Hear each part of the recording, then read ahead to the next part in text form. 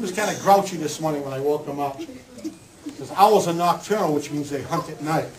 He'd rather be sleeping right now. This is called, this is called a great horned owl. A great horned owl.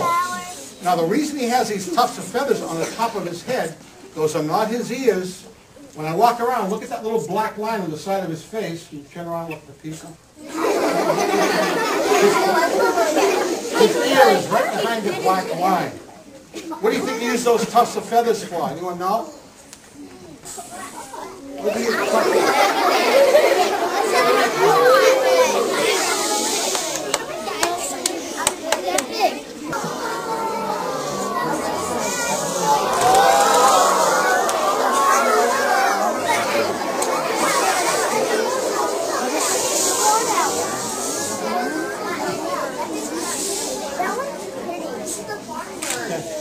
This is a pretty interesting owl. Can anyone tell me what kind of owl it is? Wow.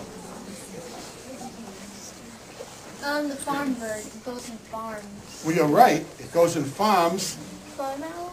Not a farm owl. How about something different? Barn owl? Very good. A barn owl.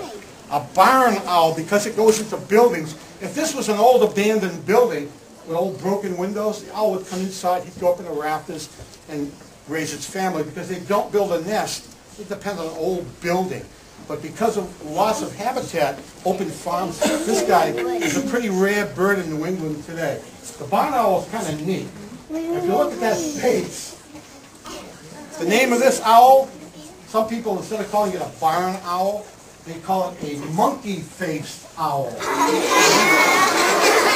kind of looks like a monkey.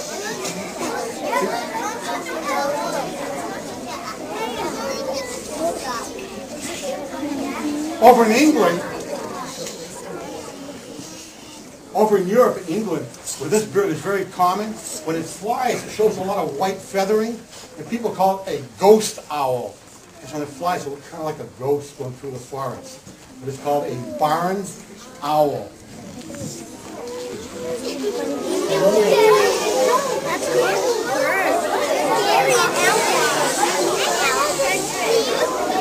A little guy. I mentioned before an endangered species. When I say an endangered species, that means that the bird is, well, pretty rare, and there's not many left. Now this particular bird I'm going to show you next is considered an endangered species in Massachusetts because of loss of habitat. It used to be a very common bird. Today there's very, very few that you'll see in the wild. Let me show you this little guy I brought with me.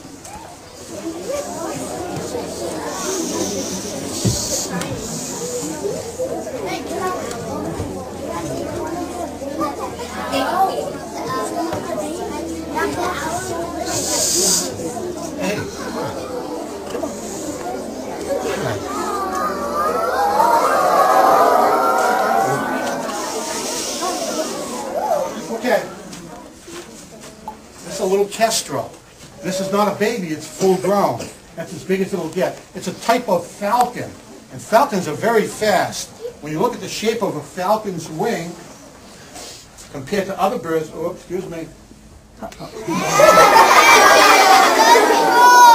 told you I know this bird pretty well.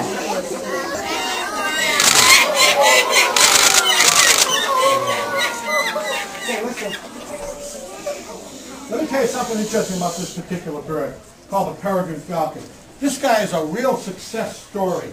And what happened years ago, let's see if I can explain this. Years ago, we had this chemical called DDT. It was a pesticide. And the farmers used it to spray their crops.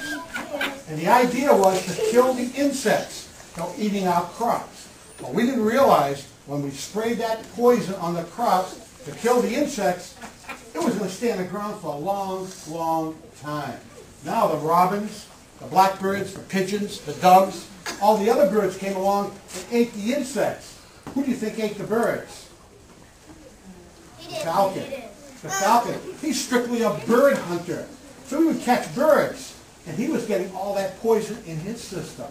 And eventually, because no one preyed on the peregrine falcon. They lived for a long time. They got so much of that poison in their system, eventually they started to die off. And by 1951, the last nesting pair of peregrines was on Mount Tom out in western part of Massachusetts, and that bird pair disappeared. So the bird was put on the endangered species list.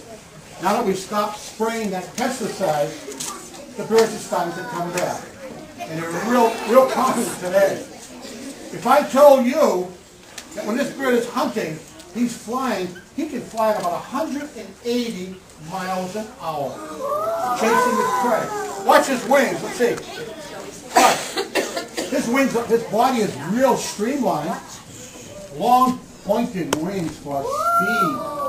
And if you look at him real close, you'll notice inside his nostrils, there's a little bump inside there. And if you look at it real close, there's little hairs around that bump. When this bird is flying at such a high rate of speed, the air going into his lungs, so he breathes, it goes down slow. It slows the air down. Because if he was going 180 miles an hour, all that wind going into his lungs and his air sacs would cause him problems. So he's built for speed. Long pointed wings, stiff feathers, a special nose, a black patch under the eye, all built for speed. But you know what's interesting?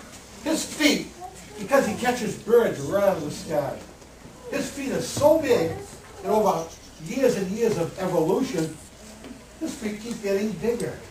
And he's getting like a loon. A loon is a bird that can't walk anymore. If we put the peregrine on the ground, he trips over his own feet because they're so big.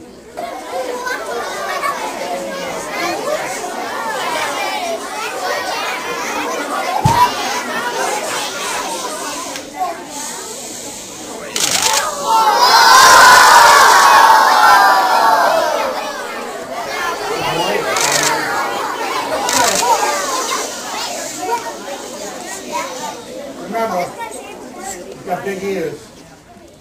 What is it? Anyone know? Turkey vulture. Very good. Turkey vulture.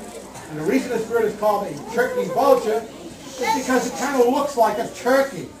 He's standing out in a field somewhere. That dark brown body and that red head makes him look like a turkey. But why does he have a bald red head? Anyone know? He's got a head like this for a reason. Do you know?